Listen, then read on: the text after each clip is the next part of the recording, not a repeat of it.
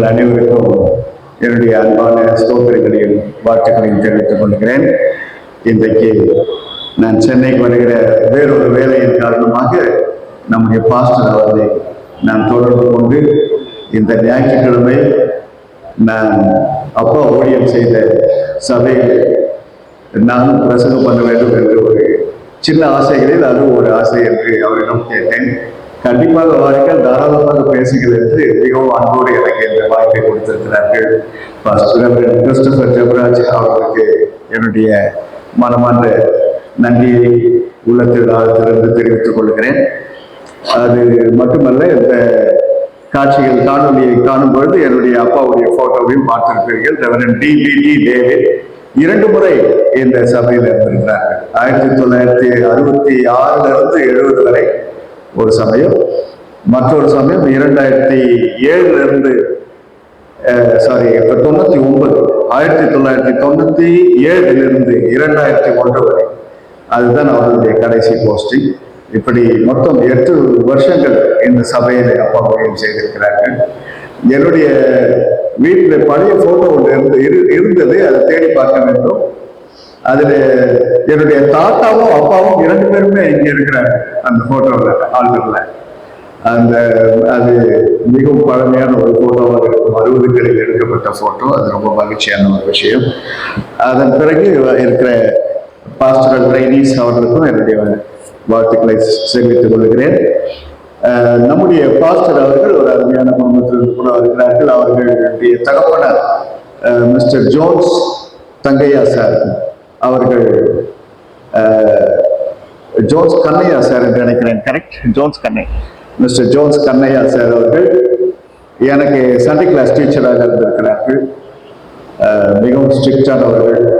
ஒரு உதாரணத்தை சொல்ல வேண்டுமானால், நாங்களெல்லாம் எக்ஸாம் எழுதி கொண்டிருந்தோம். அவர் இன்விஜிலேட்டராக இருக்கிறார். அந்த உங்களுக்கு தெரியும், டேனிஷ் மிஷன் திருவண்ணாமலை பள்ளிக்கூடம் சென்ட்ரல், அந்த ரெட் பில்டிங் சென்ட்ரல்ல ஒரு பெரிய ஹால், 4 பக்கமும் 4 அறைகள் இருக்கும். நல்ல பிரம்மாண்டமான ஒரு கட்டிடம். எல்லாம் அமைதியாக பரிசு எழுதி கொண்டிருக்கிறார். எக்ஸாம் சரியான ஒரு சத்தம், அடி டும்னு ஒரு பையனை யாரும் சாப்பிட்றாங்க. திரும்பி பார்த்தா என்னுடைய அறையில அவனுடைய அப்பா தான் இன்விஜிலேட்டர். ஒரு மாணவன் பிட் வச்சிருந்திருக்கிறான். சரியா ஒரு அடி அடிச்சா பாருங்க, அந்த சுற்றி இருக்கிற 4 அறைகளும் அந்த சென்ட்ரல் ஹாலே அப்படியே அதிர்ந்து போடுது. நான் நினைக்கிறேன் அந்த பையன் ஜென்மத்துக்கு அதுக்கப்புறம் காப்பி அடிச்சிருக்க மாட்டான். அந்த மாதிரி ஸ்ட்ரிக்டா அவர் இன்விஜிலேஷன். அந்த ஒரு நொடியில் ஒரு வாழ்க்கையே திருத்தப்பட்டது. அந்த சத்தத்தை கேட்ட அனைவருமே திரும்பியிருப்பாங்க. ஐயோ, இது மிகப்பெரிய தவறு, இவ்வளவு ஒரு அடி ஒருத்த வாங்குறாங்க, எவ்வளவு பெரிய ஒரு தப்புன்னு அப்படி ஒரு அடி போட்டார் அவனு. அவருடைய மகனாக இவர் கண்டிப்பா ரொம்ப ஒழுக்கமானவராக தான் வாழ்ந்திருப்பாரு, அது சந்தேகமே இல்லை. ஆக இவைகள் எல்லாம் என்னுடைய பழைய மலரும் நினைவுகள் என்று கூட வைத்துக் கொள்ளலாம். ஸோ செய்திக்கு வருவோம். இன்றைக்கு மத்திய சுவிசேஷத்துல இந்த 4 சுவிசேஷங்களிலுமே பார்க்கும்பொழுது இயேசு கிறிஸ்து பல இடங்களிலே பல பிரசங்கம், மலை பிரசங்கம் என்று சொல்லுகிறோம். சில இடத்துல ஒரு உரையாடலாக கூட இயேசு கிறிஸ்து பேசுகிறார். சில இடத்துல கண்டிப்பாக பேசுகிறார். சில இடத்துல மிகவும் இரக்கத்தோடு, நான் உன்னை ஆக்கினைக்குள்ளே தீர்ப்பதில்லை, நீ சமாதானத்தை போ என்று சொல்லி இரக்கத்தோடு பேசுகிறார். ஆனால் இந்த இடத்திலே ஐயோ என்று சொல்லி பேசுகிறார். உங்களுக்கு எல்லாருக்கும் ஐயோ, சலித்து போய் சொன்னது போல ஒரு வார்த்தை. கோரோசினே உனக்கு ஐயோ, பெத்சாயிதாவே உனக்கு ஐயோ அப்படின்னா ஹோப்லெஸ்ன்னு அர்த்தம். அதுக்கு மேல உன்னை யாரும் இதுக்கப்புறம் உனக்கு திருத்த முடியாது, திருந்துகிற ஜென்மமா நீங்க தெரியல என்பதுதான் அதனுடைய அர்த்தம். இயேசு கிறிஸ்துவே பொறுமையை இழக்கக்கூடிய அளவுக்கு ஒரு நகரம், 2 நகரங்கள் இருந்திருக்கிறது. அதுக்கு காரணம் என்னன்னு கேட்டீங்கன்னா, கோரோசின், பெத்சாயிதா ஆகிய இடங்களிலே கோரோசினை எடுத்துக்கொண்டால் நோயாளிகளை குணப்படுத்துதல், பேய்களை துரத்துதல், பார்வையற்றோரை குணமாக்குதல், முடவர்கள் மற்றும் பக்கவாதத்தால் பாதிக்கப்பட்டவர்களை குணப்படுத்துதல், தொழுநோயாளிகளை சுகமாக்குதல் ஆகிய அற்புதங்கள் எல்லாம் கோரோசினிலே நடந்த அற்புதங்கள். பெத்சாயிதாவை எடுத்துக்கொண்டால் பல அப்போஸ்தலர்களுடைய இருப்பிடமாக திகழ்ந்த பெத்சாயிதா சொந்த ஊர். இப்போ நம்முடைய தமிழ்நாட்டில் எங்க போனாலும் உங்க சொந்த ஊர் எனக்கு எதுன்னு கேட்பாங்க, இல்லை பூர்வீகம் எதுன்னு கேட்பாங்க. அந்த மாதிரி அவருடைய சீடர்களில் பலர் அந்த பெத்சாயிதாவிலிருந்து வந்தவர்கள். இயேசுடைய ஊழியத்தோடு அத்தகைய தொடர்பை, நெருங்கிய தொடர்பை கொண்டிருந்த ஒரு ஊராக அமைந்தது. அங்கு அவர் ஒரு பார்வையற்றவரை குணப்படுத்தினார். அது மட்டுமல்லாமல் அங்குதான் 5000 பேருக்கு உணவளித்தார். 5 அப்பத்தையும் 2 மீன்களையும் கொண்டு மிகப்பெரிய ஒரு அற்புதத்தை செய்தார். 5000 பேர் ஒரே இடத்துல, ஆண்கள் மட்டும் 5000 பேர், அதன் பிறகு பெண்களும் குழந்தைகளும் வந்திருக்கிறார்கள்.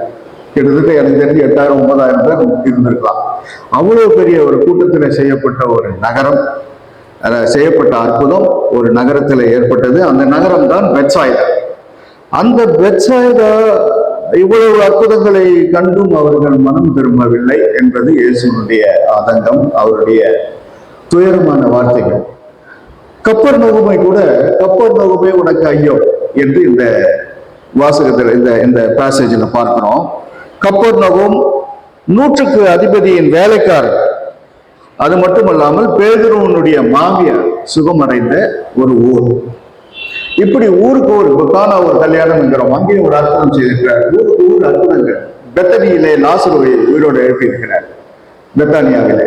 இப்படி ஒவ்வொரு ஊரிலும் மிகப்பெரிய அற்புதங்களை செய்த இயேசு கிறிஸ்து ஒவ்வொரு ஊரையும் பார்த்த பொழுது இந்த 3 ஊர்கள் மனம் திரும்பாத ஊர்களாக இருந்திருக்கிறார்கள். இதை எப்படி நாம் என்ன விதமான தலைப்பு வைப்பது என்று எனக்குள்ளே ஒரு பெரிய ஒரு குழப்பம் ஏற்பட்டது. எப்பவுமே ஒரு பிரசங்கத்துக்கு ஒரு தலைப்பு தேவை. இப்ப இதுக்கு என்ன தலைப்பு வைக்கலாம்னு யோசிச்ச பொழுது, அக்கறை இன்மை, டிஸ்ரிகார்ட். எவ்வளவு பெரிய ஒரு ரட்சிப்பு! இதை நீங்கள் அசட்டையாக எண்ணலாமோ, இதை உதாசீனப்படுத்தலாமோ என்று வேதம் கேள்வி கேட்கிறது. இப்படி உதாசீனப்படுத்துதல் அல்லது அக்கறை கொள்ளாமல் இருத்தல் என்பதுதான் இதற்கு தலைப்பாக வைத்திருக்கிறேன். இதுல நம்ம கற்றுக்கொள்ள வேண்டிய காரியங்கள் 5 காரியங்கள் இருக்கின்றன இந்த பேசேஜ்ல. இந்த கொடுக்கப்பட்டிருக்கிற இந்த பகுதியிலே 5 காரியங்கள் என்னவென்றால், 1, ஆன்மீக பகுத்தறிவு இல்லாமல் இருந்திருக்கிறார்கள். ஆன்மீக பகுத்தறிவு, ஆவிக்குரிய காரியங்களை ஆவிக்குரிய காரியமாகவே நாம் கண்டறிந்து கொள்ள வேண்டும். அதை உலக பிரகாரமாக நாம் விவாதிப்பதற்காக ஆவியின் காரியங்கள் இல்லை என்பதை புரிந்து கொள்ள வேண்டும்.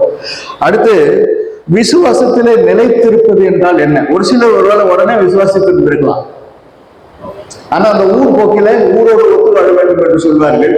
அதனால விசுவாசத்துக்குள்ள வந்து பின்னாடி ரிட்டர்ன் அடிச்சிருப்பாங்க, யூட்டர்ன். விசுவாசத்துக்குள் வந்த பிறகு மனம் மாறி போய் பின்மாற்றமும் பின்னடைவும் ஆவிக்குரிய வாழ்க்கையிலே அடைந்திருப்பார்கள். ஆகவே விசுவாசத்திலே நிலைத்திருக்க வேண்டும் என்கின்ற முக்கியத்துவத்தை இந்த பகுதியிலே பார்க்கிறோம். 3வது, தேவன் அனுப்பிய செய்தியாளர்கள் அல்லது தூதுவர்கள், அவர்களுக்கு நாம் ஒரு மறுமொழி கூறுதல் வேண்டும். இன்றைக்கு நான் பிரசங்கிக்க வந்திருக்கிறேன், அது ஒரு பொறுப்பாக ஏற்றுக்கொண்டிருக்கிறேன். நீங்கள் கேட்க வந்திருக்கிறீர்கள், உங்களுடைய பொறுப்பு என்ன? எனக்கு ஒரு பொறுப்பு இருக்கிறது என்றால் உங்களுக்கும் ஒரு பொறுப்பு இதில் உண்டு என்பதை நாம் எப்பொழுதும் நினைவில் கொள்ள வேண்டும். ஏதோ ஒருத்தர் யாரோ பேசினார், கதையை சொன்னார், போனார் என்று இல்லாமல் 2 புறமும் இது பொறுப்புள்ள ஒரு காரியம். எனவே கர்த்தர் அனுப்புகின்ற தூதுவர்களுக்கு மறுமொழி கூறுதல் என்பது நாம் நம்முடைய கவனத்தில் கொள்ள வேண்டிய ஒரு காரியம். அதைதான் இயேசு கிறிஸ்து கேட்கிறார், என்னத்துக்காக யோவான் ஸ்நானகனை காண போனீர்கள்? மெல்லிய வஸ்திரம் தரித்தவர்களையா காண போனீர்கள்? அவர்கள் எல்லாரும் அரண்மனையில இருக்கிறார்கள். ஆனால் நீங்கள் எங்கேயோ இருக்கிற காட்டில் ஒரு வனாந்தரத்தில் இருக்கின்ற ஒரு வினோதமான ஒரு மனிதன் யோவான் ஸ்நானகன், அவனை போய் பார்க்க போயிருக்கிறீர்கள். எதற்காக போனீர்கள்? மனம் திரும்புதலுக்கு ஏதுவான கனி கொடுங்கள் என்று அங்கு நினைவுறுத்துகிறார் இயேசு கிறிஸ்து. ஆக ஒரு இடத்திற்கு போகிறோம், ஒரு பண்டிகைக்கு போகிறோம், ஒரு பிரசங்கத்தை கேட்கிறோம், ஒரு ஆவிக்குரிய மாநாட்டிற்கு போகிறோம். ஆனால் அதில் நம்முடைய பொறுப்பு என்ன? as listeners, நாம் கேட்கின்ற அந்த செய்திக்கு நம்முடைய பதில் என்ன என்பதை நாம் இதில் சிந்திக்க வேண்டியவர்களாக அழைக்கப்படுகிறோம். அடுத்து, சுய பரிசீலனை, செல்ஃப் எக்ஸாமினேஷன் அல்லது செல்ஃப் ரிஃப்ளெக்ஷன், இது நமக்கு தேவை.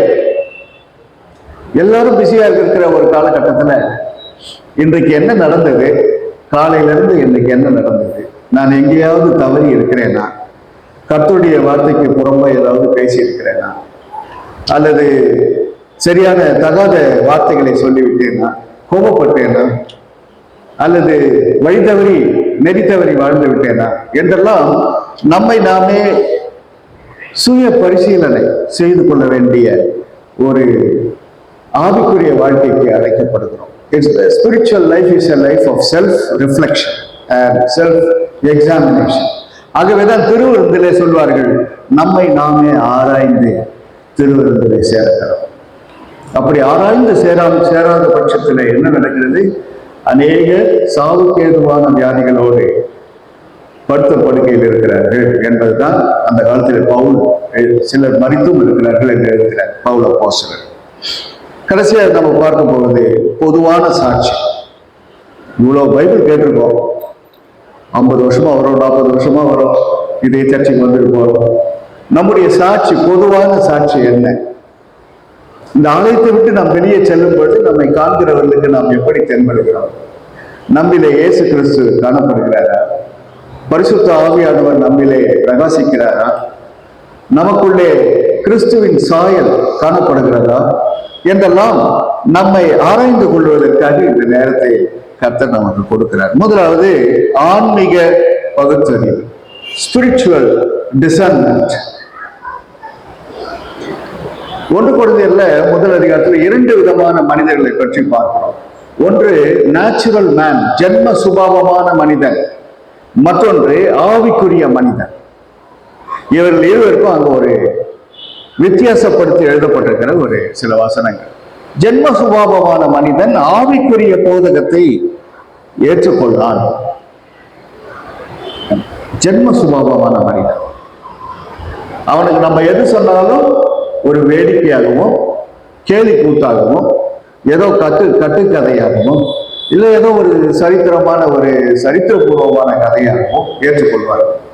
அதற்கு மேல் அதை பற்றிய சிந்தனையோ, அதற்கு மேல் இதற்கு நான் என்ன, என்னுடைய பதில் என்ன, இதிலிருந்து நான் கற்றுக்கொள்ள போவது என்ன என்கின்ற சிந்தனை அவர்களுக்கு இருக்காது. காரணம், நம்முடைய வாழ்க்கையிலே ஆவிக்குரிய பகுத்தறிவுக்கு நமக்கு வேண்டியவர் பரிசுத்த ஆவியானவர். அவர் எங்கு தொடங்குகிறார்? நம்முடைய இதயத்திலே ஒரு நமக்கு எப்பொழுது வருகின்ற அந்த குற்ற உணர்வை சுட்டி காட்டுகிறார். பரிசுத்த ஆவியானவருடைய ஊழியம் என்னவென்றால், பாவத்தை குறித்தும் நீதியை குறித்தும் நியாய தீர்ப்பை குறித்தும் அவர் கண்டித்து உணர்த்துகிறார். அவர் கண்டித்து உணர்த்துகின்ற அந்த ஊழியத்திற்கு நம்ம இதயத்தை திறந்தால்தான் நாம் ஆவிக்குரிய ரகசியங்களை கற்றுக்கொள்ள முடியும்.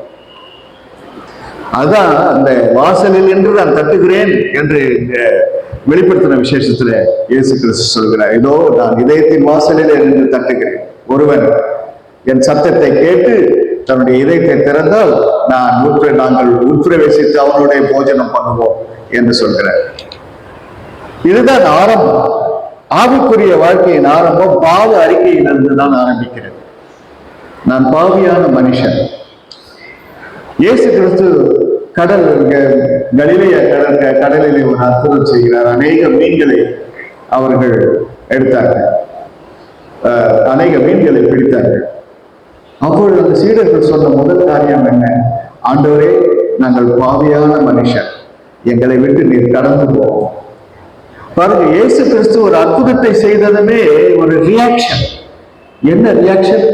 ஐயோ, நம்மெல்லாம் பாவியானவர்கள், இவர் இப்படிப்பட்ட புனிதமான ஒருவர் நம்மிடத்துல தேவ மனிதனாகிய இயேசு கிறிஸ்து நம்மிடத்துல வந்து இந்த அற்புதத்தை செய்திருக்கிறார் என்று அவர்கள் நன்றி கடன் பட்டவர்களாக தங்களுடைய பாவ உணர்வை அவர்கள் பெற்றார்.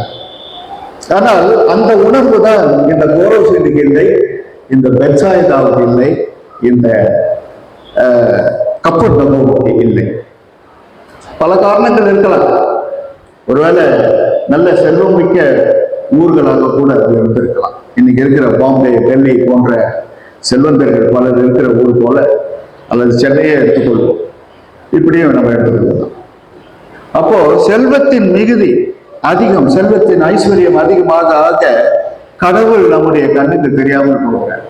பணம் மட்டும்தான் கண்ணுக்கு தெரிகிறது. இது கூட காரணமா இருக்கும். கிறிஸ்துவனிடத்திலே வராததற்கு தடையாய் இருப்பது இந்த உலகத்தினுடைய ஆசா பாசங்கள் கூட காரணமா இருக்கலாம், பணம் காரணமா இருக்கலாம், தனக்கென்று இருக்கின்ற புகழ் காரணமா இருக்கலாம், அல்லது அவர் என்ன சொல்லுவாரோ இவர் என்ன சொல்லுவாரோ என்கின்ற மற்றவர்களை குறித்த ஒரு பயம் காரணமா இருக்கலாம்.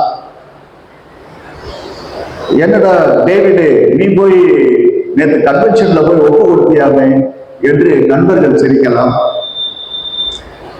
என்னடா வின்சென்ட், நீ போய் முன்னாடி போய் கைகளை தூக்கி கத்தாவே நான் என்னை போய் ஏற்றுக்கொள்கிறேன் சொன்னியாமே என்றெல்லாம் நண்பர்கள் கேள்வி செய்யலாம். இப்படி மற்றவர்கள் என்ன நம்மை பற்றி கருத்து வைத்திருக்கிறார்கள் என்பதை பற்றி ஒரு பயம் இருக்கலாம். இவைகள் எல்லாமே ஆவிக்குரிய காரியங்களை அசட்டை பண்ணுவதற்கு ஏதுவாக அமைந்து விடுகிறது.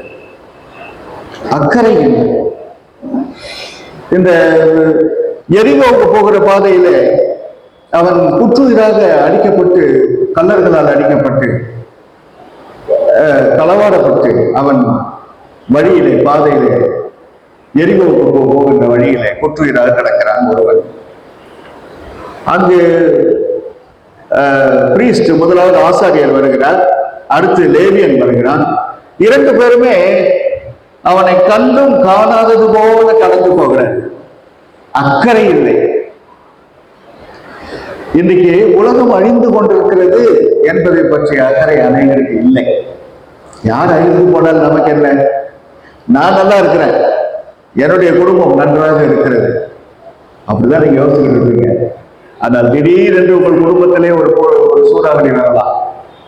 திடீரென்று உங்கள் குடும்பத்திலே ஒரு மகன் ஒரு கெட்ட குமாரனாக மாறலாம். ஆகவே அக்கறை என்பது நம்முடைய வாழ்க்கையிலே ஆவிக்குரிய காரியங்களை பகுத்தறிவதற்கு ஒரு அக்கறை வேண்டும். ஆவியின் காரியம் என்ன? பேரியா என்கின்ற ஒரு இடத்துல பைபிள்ல சொல்லப்பட்டிருக்கு, அப்போஸ்தலர் புத்தகத்துல. அங்க உள்ள அந்த ஊர் ஜனங்களை பார்த்தீங்கன்னா இவங்களுக்கு ஒரு பெரிய கான்ட்ராஸ்ட். அந்த ஊர் ஜனங்க எப்பொழுதும் இந்த வேதத்தை அலசி ஆராய்ந்து கொண்டு ஒருவருக்கு ஒருவர் சம்பாஷணையிலே உரையாடலில் இது என்னவா இருக்கும், இது பற்றி இதுவாக இருக்குமோ, இது அந்த விஷயமாக இருக்குமோ, அல்லது இது பழைய ஏற்பாட்டின் காரியம் தான் இப்பொழுது மீண்டும் நடக்கிறதோ, இது தீர்க்க தரிசன வார்த்தையோ என்று அவர்களுக்குள்ளே அதிக ஆராய்ச்சியோடு இருந்திருக்கிறார்கள் என்று வேதம் சொல்கிறது. அந்த ஊர் எவ்வளவு டிஃபரெண்டா இருக்கு பாருங்க. சில சபைகளுக்கு கூட இந்த பேரியன் சர்ச் என்று வைப்பார்கள். காரணம், அந்த காங்கிரிகேஷன், அந்த சபையோடு எல்லாரும் அப்படிப்பட்ட அக்கறையோடு கூட வேதத்தை வாசிக்க வேண்டும் என்கின்ற ஆவலோடு அந்த அந்த சபையோருக்கே அந்த பெயரை வைக்கிறார், இந்த பேரியன் சர்ச். இப்படி அந்த ஊரில் இருக்கிற மக்கள் காட்டின அக்கறை, அந்த நல்ல சமாரியன் காட்டின அக்கறை, மரியாள் அவள் இயேசுனுடைய பாதத்திலே அமர்ந்து கவனிப்போடு கேட்ட அந்த அக்கறை, இந்த அக்கறை எல்லாம் யோசித்து பாருங்கள். இது எத்தனை பேருக்கு இன்னைக்கு இருக்கிறது? ஒரு காலத்துல ஒரு செய்தி சொன்னால் அது கடைசி வரைக்கும் கேட்டு அதை யோசித்து இது என்னுடைய வாழ்க்கைக்கு எப்படி இது தொடர்புடையது என்று நம்மை ஆராய்ந்து பார்த்து நாம் கர்த்தரிடத்துல சேர்ந்து ரட்சிப்பை கற்றுக்கொண்ட நாட்களை யோசித்து பாருங்கள். ஆன்மீக பகுத்தறிவு, ஆவிக்குரிய காரியங்கள் எப்பொழுதும் ஆவிக்குரிய காரியங்களோட ஒப்பிடப்பட வேண்டும் என்று வேதம் சொல்கிறது. ஒரு ஆவிக்குரிய காரியத்தை நாம் உலக பிரகாரமாக சிந்திக்க கூடாது என்பதற்காகத்தான் நமக்கு பரிசுத்த ஆவியானவர் கொடுக்கப்படுகிறார். இரண்டாவது காரியம் நாம் பார்க்க இருப்பது விசுவாசத்திலே நிலைத்திருத்தல். அப்பொழுது தமது பலத்த செய்கைகளில் அதிகமானவர்களை செய்ய கண்ட பட்டணங்கள் மனம் திரும்பாமற் போனபடியினால் அவைகளை அவர் கடிந்து கொள்ள தொடங்கினார். காரணம், விசுவாசத்திலே அவர்கள் வேரூன்றவில்லை.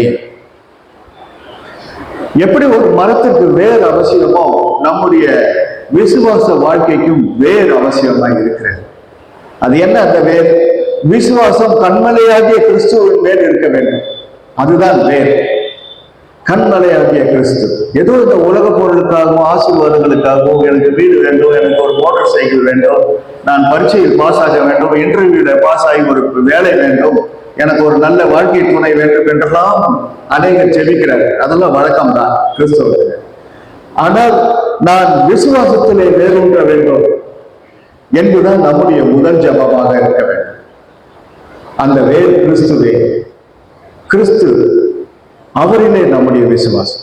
அவர் கொடுக்கின்ற ஆசீர்வாதங்களில் அல்ல, அவர் மீது இருக்கின்ற விசுவாசம். அது என்ன விசுவாசம்? கிறிஸ்து இந்த உலகத்தில் மனிதனாக வந்து மேற்கொண்டார், வாழ்க்கையை ஜெயித்தார். இதோ இந்த உலகத்தில் உங்களுக்கு உபத்திரம் உண்டு, ஆனாலும் திடன் கொள்ளுங்க, நான் உலகத்தை ஜெயித்தேன். என்னுடைய இயேசு மனிதனாக வந்து இந்த உலகத்தை ஜெயித்திருக்கிறார். அதுதான் விசுவாசம். அப்படியே நானும் ஜெயிப்பேன் என்பதுதான் அந்த விசுவாசம். He overcame, I will also overcome. எவ்வளவு பெரிய ஒரு சவாலான ஒரு விசுவாசம் பாருங்க. பவுல் சொல்லுகிறார், நான் என்னுடைய விசுவாசத்தை இன்னாரிடத்தில் ஒப்பு கொடுத்தேன் என்பதை அறிவேன். விசுவாசத்தில் நல்ல போராட்டத்தை போராட என்று தீமோத்தேயுவுக்கு சொல்கிறார். ஓட்டத்தை முடித்தேன், ஜீவ கிரீடம் எனக்காக காத்திருக்கிறது. எவ்வளவு ஒரு பினிஷிங் ஸ்டேட்மெண்ட் பாருங்க லைஃப்ல. அதாவது ஒரு பில்டிங்கை கட்டி முடிச்சா எவ்வளவு சந்தோஷம் வரும். ஆனா அவர் சொல்றாரு, இங்க இருக்கிற பில்டிங் இல்ல, அந்த பில்டிங்கை பத்தி சொல்றாரு. நான் அந்த பரலோக ராஜ்யத்தில நான் எனக்கென்று ஜீவ கிரீடம் ஒன்று உண்டு, அதை சுதந்திரிக்க போகிறேன் என்று சொல்கிறார். விசுவாசத்தின் நிச்சயம் கிறிஸ்து மேற்கொண்டால் நானும் மேற்கொள்வேன். விசுவாசத்தில் மற்றொரு வேர் என்னவென்று கேட்டால், என்னுடைய ஜெபம் கேட்கப்படுகிறது என்கின்ற விசுவாசம். என்னுடைய ஜெபம் கேட்கப்படுகிறது, அதற்கு அவர் பதில் கொடுப்பார்.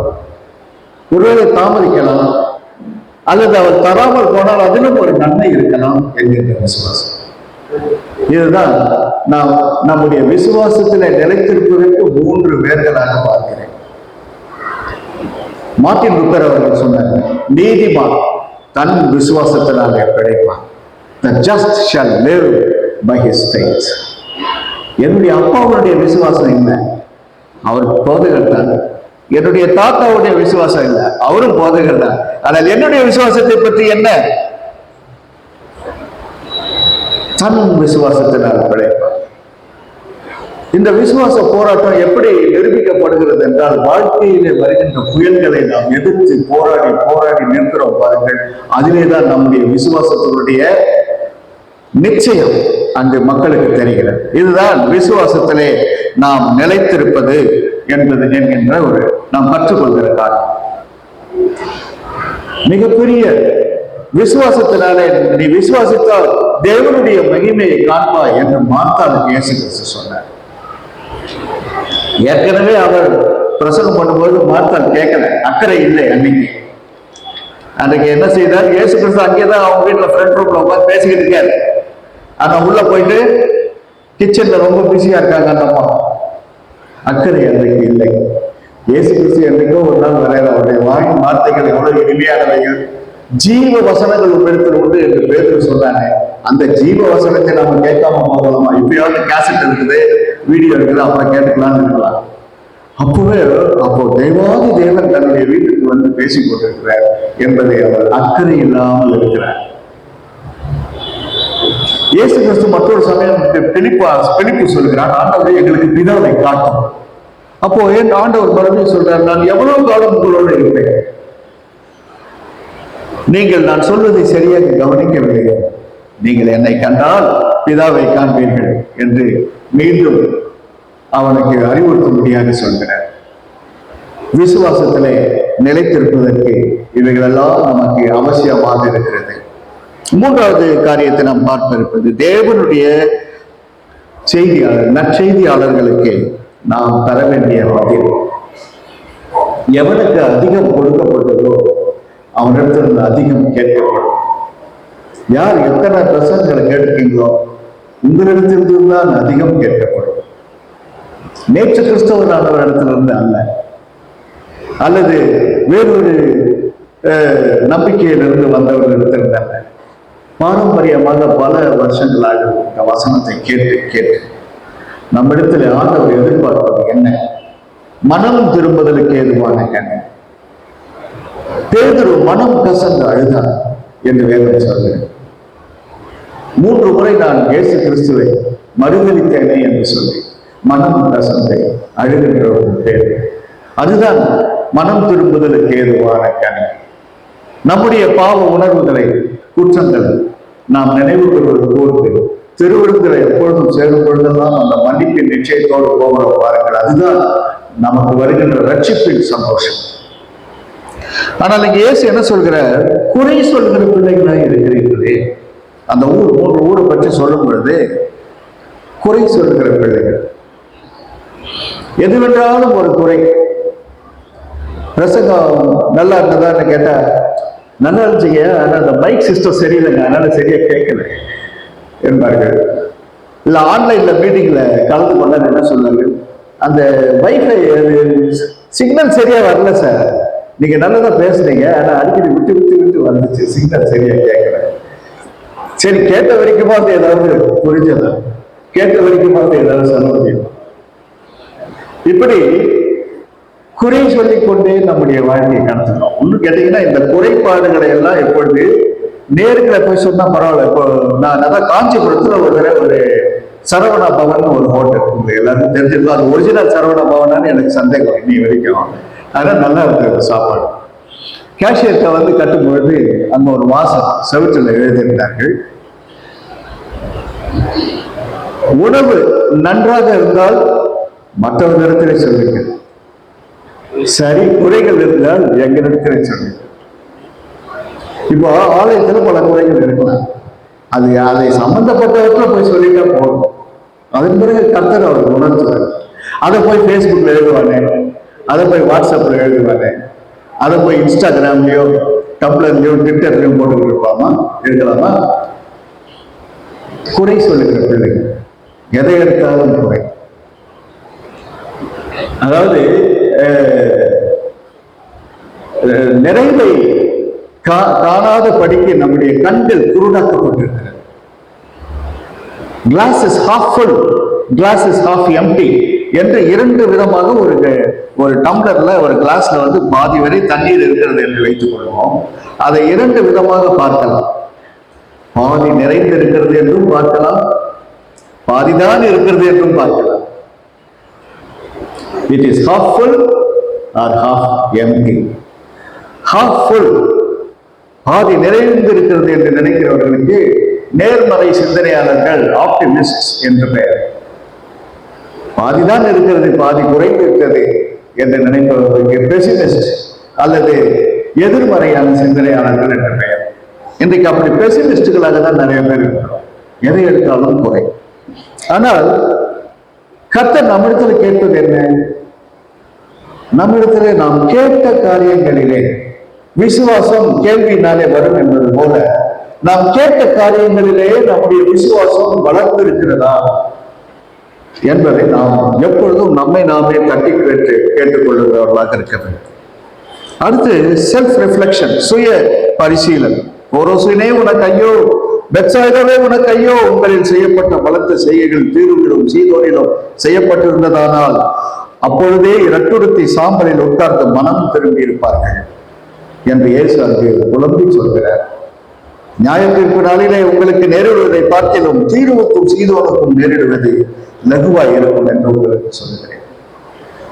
வானபடி என்று உயர்த்தப்பட்ட கப்பர்நகூமே, நீ பாதாளபடி என்றும் தாழ்த்தப்படுவாய். உன்னில் செய்யப்பட்ட பலத்த செய்கைகள் சோதோமிலே செய்யப்பட்டிருந்தால் அது இந்நாள் வரைக்கும் நிலைத்திருந்திருக்கும். சோதோமை அழித்தார். ஆனால் இங்கு சொல்கிறார், நீங்கள் சோதோமிலும் கேட்டு கேட்டவர்கள், உங்களை நான் முன்னகளே அன்னைக்கே அழித்திருந்த நலமா இருக்க, உங்களை ஊராக வாழவில்லை. எவ்வளவு மனம் வருந்தி இருப்பார். நமக்கு எவ்வளவோ ஆசீர்வாதங்களாக கொடுத்திருக்கிறேன், எத்தனையோ ஆசீர்வாதம்.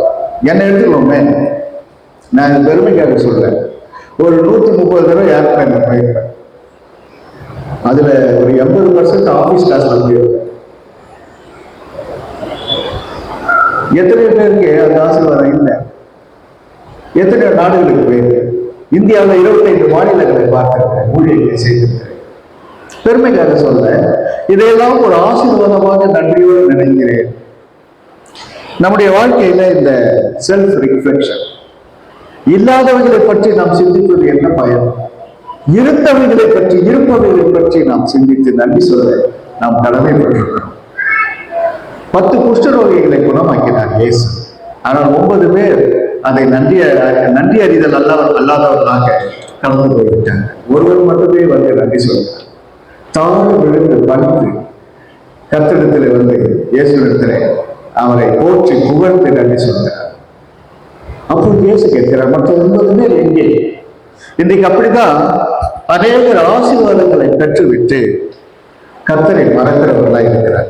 அதான் சொல்லுவாங்க, God gives and forgives, man gets and forgets. God gives and forgives, man gets and forgets. எவ்வளவு சீக்கிரம் மறக்கிறோம். சீடர்களிடத்தில் பார்த்து இயேசு சொல்கிறார், ஏன் இப்படி உங்களுக்குள்ளே பேசிக் கொள்கிறீர்கள்? அன்றைக்கு 5000 பேருக்கு நான் அப்பத்தை பெற்று கொடுத்தேன், அதில் எத்தனை கூடை நீங்கள் மீதி எடுத்தீர்கள் என்று கேட்கிறார். நினைவுபடுத்துகிறது, மறந்துட்டீங்க. Short memory. He's reminding. என்னுடைய அற்புதங்களை நினைத்து பாருங்கள். முறுமுறுக்கிறவர்களாக இருந்தார்கள் இஸ்ரவேல். அந்த தலைமுறையே அழிந்து போனது. எத்தனை பேருக்கு தெரியும்? இந்த இஸ்ரவேலர்கள் 40 ஆண்டுகள் அவர்கள் இந்த வனாந்தர யாத்திரையிலே ஒரு தலைமுறையே இறந்து போனார். அடுத்த தலைமுறை தான் சுதந்திரித்தார். ஏனென்றால் அவர்கள் எப்பொழுதும் முறுமுறுப்போடு இருந்தார்கள். எனக்கு இது இல்லை, அது இல்லை, இது இல்லை, எங்களுக்கு அது இருந்தால் நலமா இருந்திருக்கும், இது இருந்தால் நலமா இருந்திருக்கும் என்று எப்பொழுதும் முறுமுறுப்பு. Self reflection. இவைகளெல்லாம் நான் கவுண்ட் யுவர் பிளஸிங்ஸ் என்று சொல்வார்கள். நம்முடைய ஆசீர்வாதங்களை எண்ணி பார்க்க வேண்டிய விசுவாசிகளாக நாம் காணப்படுகிறோம். கர்த்தர் என்னை ரட்சித்தார், என் பாவங்களை மன்னித்தார் என்கின்ற சந்தோஷம் நம்முடைய முகத்திலே இருந்து கொண்டே இருக்க வேண்டும். நேற்று ஆட்டோவில் ஒருத்தர் ஓட்டிக்கிட்டு இருந்தாரு. சார் என்ன வயசுன்னு கேட்டார். நான் சொன்னா 56 வயசு. அப்படியே ஓட்டிக்கிட்டே என்னை பின்னாடி திரும்பி பார்க்க ஆரம்பிச்சிட்டார். ஏன்னா அவர் என்ன விட சிறியவர். எனக்கு பயம் வச்சு எங்கன்னா ஆக்சிடென்ட்ல போய் வச்சுருவாரு. அப்படியே ரொம்ப அற்புதமா பார்த்தார். எப்படி சார், என்ன ரகசியம், இவ்வளவு இறமையா இருக்கீங்க? நான் சொன்னேன், என் பேர் ஆனந்த், நான் வந்து சேடா இருக்க முடியாது, நீங்க தான் சேடா இருக்கலாம், நான் மகிழ்ச்சியா இருப்பதுனாலதான் இவ்வளவு ஒரு வேலை இளமையா இருக்கலாம் என்று சொன்னேன். இந்த ரட்சிப்பின் சந்தோஷத்தை தான் கர்த்தர் நமக்கு கொடுத்திருக்கிறார். தாவீது சொல்கிறான், நான் கர்த்தரை எப்படி தொழுது கொள்வேன்? என் ரட்சிப்பின் பாத்திரத்தை கையில் ஏந்தி அவரை தொழுது கொள்வேன். இதுதான் செல்ஃப் ரிஃப்ளெக்ஷன்ல நமக்கு வர வேண்டிய ஆட்டிடியூட் ஆஃப் கிராட்டிடியூட். நன்றி அறிதலுடைய மனோபாவம், நன்றி அறிதலுடைய மனப்பக்குவம் நமக்கு ஆவிக்குரிய முதிர்ச்சியிலே வர வேண்டியதாக இருக்கிறது. அடுத்து பார்க்கிறோம் பொது சாட்சி. கடைசியாக ஆலயத்திலே நாம் விசுவாசிகளாக இருக்கிறோம். நம்முடைய we are showing our best. நம்முடைய கேரக்டர்ல ஒரு பெஸ்ட் இங்க பார்க்கிறோம். எல்லாரையும் பார்க்கும் பொழுது கை கொடுக்கிறோம், ஒருவரை ஒருவர் வணங்கி செல்கிறோம், ஒருவர் ஒருவர் குசலம் விசாரிக்கிறோம், பாராட்டுகிறோம், மகிழ்ச்சி அடைகிறோம். மற்றவர்களுடைய வெற்றியிலே நாம் பங்கு பெற்று மகிழ்ச்சி அடைகிறோம், மற்றவர்களுடைய தோல்வியிலே பங்கு பெற்று அவர்களுடைய துயரம் விசாரிக்கிறோம். இது ஒரு அருமையான தேவனுடைய ஆலயம், இது தேவனுடைய வீடு. வேதம் சொல்லுகிறது, நாம் தேவனுடைய வீட்டாராய் இருக்கிறோம். We are the family of God. ஆனா இந்த ஃபேமிலியை விட்டு நம்ம பிரிந்து போகிறோம், எது போவதில்லை. நாளை காலையில் ஒவ்வொருத்தரும் நம்ம ஆபீஸ்ல இருக்க போறோம், மார்க்கெட்ல இருக்க போறோம், வீடுகளில் இருக்க போகிறோம். அங்கு நம்ம ஜனங்கள் எவ்வாறு காண்கிறார்கள், நம்முடைய சாட்சியின் ஜீவியம் அங்கு எப்படி இருக்கிறது என்பதை நாம் எப்பொழுதும் யோசிக்கிறவர்களாக இருக்க வேண்டும். பொது சாட்சி. நியாயத்தீர்ப்பு நாளிலே உனக்கு நேரிடுவதை பார்க்கலாம் சோதோம் நாட்டிற்கு நேரிடுவது லகுவாய் இருக்கும் என்று சொல்லுகிறேன். காரணம் என்ன? அநேகர் பின்மாற்றம் அடைகிறார்கள். பின்மாற்றம். எபிரேயர் 10:38 3-4 வசனங்களை மட்டும் வாசிக்கிறேன். அந்த வசனங்களே உங்களோடு பேசும். விசுவாசத்தினாலே நீதிமான் பிழைப்பான். எபிரேயர் 10:38 பின் வாங்கி போவானால் அவன் மேல் என் ஆத்துமா பிரியமாய் இராது என்றார். இன்றைக்கு அநேகர் இப்படி பின்வாங்கி போகிறார், பின்னடைவை பெறுகிறார். ரட்சிக்கப்பட்ட நாளில் இருந்த சந்தோஷம் இன்று இல்லை. அன்றைக்கு கர்த்தரை நாம் ஏற்றுக்கொண்ட நாளில் இருந்த ஜெபத்தின் வாஞ்சை இன்னைக்கு இல்லை. அன்றைக்கு நாம் உற்சாகத்தோடு வீடு வீடாக சென்று நண்பர்களை பார்த்து சொன்ன சாட்சியின் காலங்கள் இன்றைக்கு இல்லை. அன்றைக்கு உற்சாகமாக கொடுத்த நாட்கள் ஆரம்ப கட்டத்தில் நாம் சம்பாதிக்க ஆரம்பித்த பொழுது உற்சாகத்தோடு குறைந்த பணத்தில் கொடுத்த அந்த நாட்கள் இன்றைக்கு இல்லை. அன்றைக்கு நாம் மற்ற விசுவாசிகளோடு அன்போடு நாம் ஊழியர்களிலே நம்மை இணைந்து செய்த ஊழியத்தின் நாட்கள் இன்றைக்கு இல்லை. இவைகளெல்லாம் ஆராய வேண்டிய ஒரு காரியம். பின்வாங்கி போவானால் அவன் மேலே நாத்துமா பிரியமா இராது. லூக்கா 9:62 என்ன வாசிக்கிறோம்? கலப்பையின் மீது தன் கையை வைத்து பின்னிட்டு பார்க்கிறவன் எவனும் தேவனுடைய ராஜ்யத்திற்கு தகுதி உள்ளவன் அல்ல என்றார். நல்ல ஆரம்பம். ஆனால் போக போக என்ன ஆகிறது? விசுவாசத்தின் அனல் குறைந்து போகிறது. அனலும் இல்லை, குளிரும் இல்லை, வெதுவெதுப்பான நிலை. அதை பார்த்து இயேசு சொல்கிறார், நான் உங்களை வாந்தி பண்ணி போகிறேன், அனலும் இல்லை, குளிரும் இல்லாமல் இருக்கிறீர்கள். பின்னிட்டு பார்க்கிறவன் எவனும் தகுதி உள்ளவன் அல்ல. வெளிப்படுத்தின விசேஷத்துல இயேசு சொல்கிறார், நீ ஆதியிலே கொண்டிருந்த அன்பை விட்டாய் என்று உன் பேரிலே குறை உண்டு. ஆதியிலே கொண்ட அன்பு, ஆங்கிலத்துல ஃபர்ஸ்ட் லவ். ஆதியிலே நீ கொண்டிருந்த, அடிக்கடி ஒரு சின்ன பாவத்திற்கும் அறிக்கை செய்து என்னிடத்திலே நீ மனம் திரும்பி ஒவ்வொரு நாளும் மனம் திரும்புகிற நாட்கள் என்று இல்லை. உள்ள 2 வசனத்தை பார்த்து முடிக்கலாம். ஏனெனில் எபிரேயர் 6:4-6, ஏனெனில் ஒரு தரம் பிரகாசிக்கப்பட்டும் பரம ஈவை ருசி பார்த்தும் பரிசுத்த ஆவியை பெற்றும் தேவனுடைய நல்வார்த்தையையும் இனி வரும் உலகத்தின் பலன்களையும் ருசி பார்த்தும் மறுதலித்து போனவர்கள் தேவனுடைய குமாரனை தாங்களே மறுபடியும் சிலுவையிலே அறைந்து அவமானப்படுத்துகிறபடியால் மனம் திரும்புதலுக்கு ஏதுவாய் அவர்களை மறுபடியும் புதுப்பிக்கிறது கூடாத காரியம். கான் கேஸ் மாதிரி. சரி விடுங்க சார், அவெல்லாம் இனிமே என்ன திருந்த போறேன். கான் கேஸ், கை கழுவி விட்டுரும். மனம் திரும்ப எந்த ஒரு மனம் திரும்பதற்கு ஏதுவாய் அவர்களை மறுபடியும் புதுப்பிக்கிறது கூடாத காரியம். இருமுறை செத்தவர்கள் என்று அவர்களுக்கு பெயர். They are called twice dead. ஒரு தடவை செத்தது பாவம் என்றால் என்னவென்று உணர்ச்சி இல்லாத இருக்கிற நிலை. மற்றொரு முறை சாவு என்பது அங்க நரகத்துக்கு ரிசர்வேஷன் வாங்கிட்டாருன்னு அர்த்தம். ஒப்பு கொடுப்பார். ஆண்டவரே திருத்த முடியாது என்று சொன்னார். சரி, நீ போகிற வழியே போ என்று அவரும் கைவிடுவார். அதன் பிறகு நமக்கு என்ன நம்பிக்கை இருக்கிறது?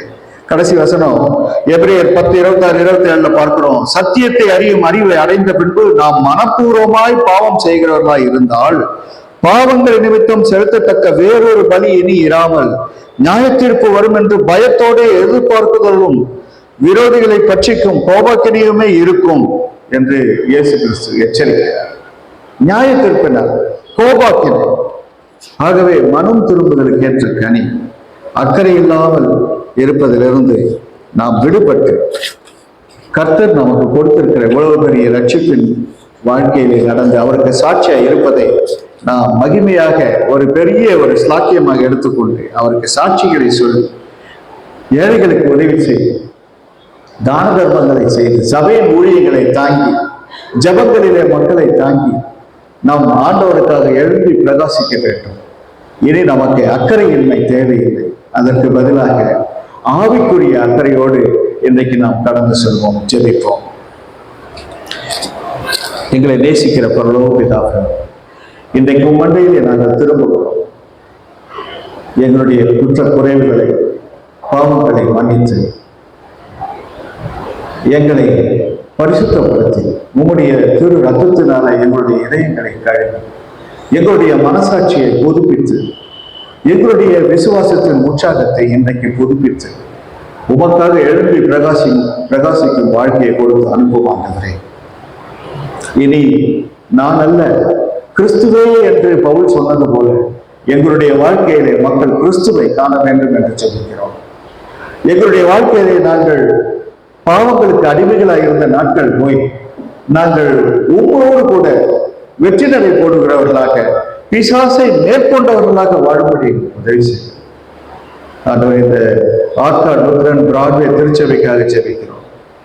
இதனுடைய பழம்பெரும் சரித்திரத்தை நாங்கள் கண்டு வியந்து உம்மை துதிக்கிறோம், பிரமித்து உம்மை போற்றுகிறோம். கர்த்தாவே, இந்த ஆலயத்திலிருந்து அநேகர் ஊழியர்கள் எழும்ப வேண்டும் என்று ஜெபிக்கிறோம். மிஷனரிகள் எழும்ப வேண்டும் என்று ஜெபிக்கிறோம். இந்த ஆலயத்திலிருந்து ஆண்டவரை பல செல்வந்தர்கள் எழும்பி அநேகருக்கு உதவி செய்யக்கூடியவர்களாக எழும்ப வேண்டும் என்று ஜெபிக்கிறோம். இந்த ஆலயத்திலிருந்து கர்த்தாவே பல நற்கிரியைகள், புது கட்டிடங்கள், புது ஆஸ்பத்திரிகள், புது பள்ளிக்கூடங்கள், புது கல்லூரிகள் எழும்ப வேண்டும் என்று ஜெபிக்கிறோம். அப்படிப்பட்ட காரியங்களை செய்கிறவர்களாக இந்த சபையை நீ பலப்படுத்த வேண்டும் என்று ஜெபிக்கிறோம். ஆசீர்வதியும் கர்த்தாவே, இந்த ஊழியங்கள் எல்லா ஆலயத்தின் மூலமாய் செய்கிற, ஆலயத்தின் பேரினாலே செய்யப்படுகிற சகல ஊழியங்களிலும் உங்களுடைய ஆசீர்வாதம் தங்கி இருக்கட்டும். உங்களுடைய வருகை மட்டும் கர்த்தாவே நாங்கள் மேற்கொள்ளுவர்களாய் இருந்து மனம் திரும்புவதற்கேற்ற கனிகளோடு நாங்கள் வாழும்படி எங்களுக்கு துணை செய்யும். இயேசுவின் இனிய நாமத்திலே ஜெபிக்கிறோம் நல்ல பிதாவே. ஆமென். Thank you for watching. May God bless you and guide you through His Holy Spirit.